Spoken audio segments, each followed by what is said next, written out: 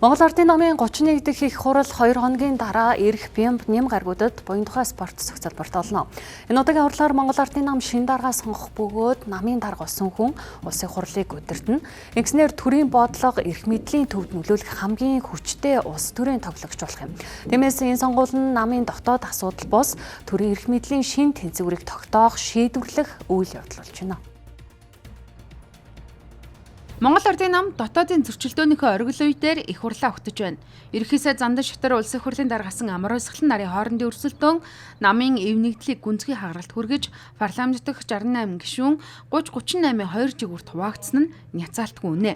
Энэ нь зөвхөн намын дотоод асуудал бус төрийн институтын доктортой байдалд ч сүүдэр тусгаад амжлаа. Гэхдээ эцэст нь хоёр нэр дэвшигч хоёулаа нэрээ татаж эмнэгдлээ хадгалах мэдэгдэл хийсэн нь гаднаа тайвшрал мэт боловч дотроо шинэ үеийн лидерүүдийн өрсөлдөөнд талбайг чөлөөлсөн алхам байлаа. Энэ нь нам дотор шинэ кандидат гарч ирэх хувилбар нэгэнт бодиттой болсон гэсэн үг. Ингэснээр эдийн засгийн хөгжлийн сайд учруулсан улсын хурлын гишүүн Тэмүүлэн, хүн сэдвийн аж ахуйн хөнгөн үйлдвэрийн сайд Инх баяр, засгийн газрын хэрэглэх газрын дарга Бям Зогтнаар хамгийн магадлалтай нэрсийн тоонд байна.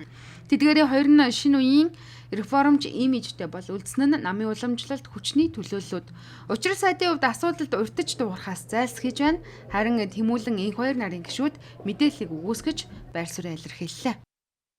Намын гишүүн хинч намын даргад нэр дэвших хэрэгтэй шүү дээ. Тэгэхээр 100 газраа зөв цагтаа байр сууриа илэрхийлэх нь зөв бах.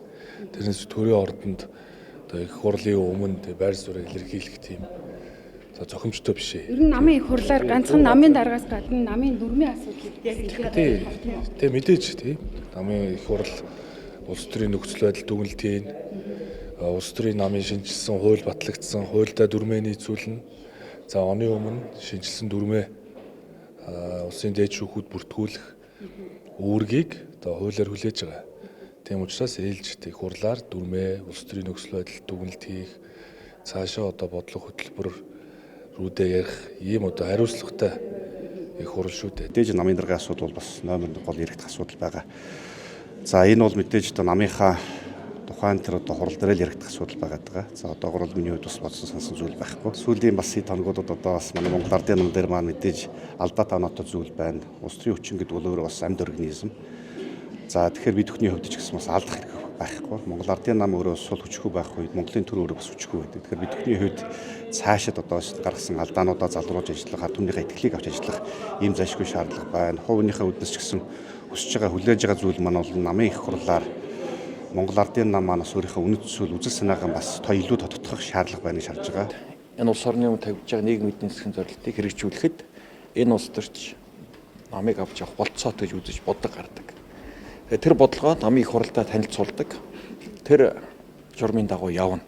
Тэрнээс би болмоор байна, би болох хүсэлтэй байна, би болъё гэж авдаг. Албан тушаалч биш, цагч биш. За миний хувьд чулуу гэлэхэд шинэ залуу үеэ дэмжиж байгаа. Намын даргын сонгуульд нэр нь хүчтэй яригдах энэ дөрвөн дүрийг харахад Монгол Ардын намын эрх чөлөөтийн бодлого стратеги хоёр өөр чиглэлийг илэрхийлж байна. Хагарал нь гүнзгийрсэн эрх баригчид эрх мэдэл албан тушаалын төлөө авилга албан тушаалын байж болзошгүй баримт мэдээллийг араас нь түгээсэн.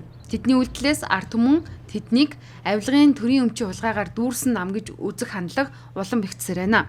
Намын анхан шатны гишүүд хэнийг дэмжихээ зарчмаар бус эрх мэдэл мөнгөөр шийддэг хандлага хэвээр юм. Энэ нь Монгол Ардын намын дотоод шинжилэл ярианы төвшөнд үлдэж бодит амьдралд хэрэгжихгүй байгаагийн нотолгоо.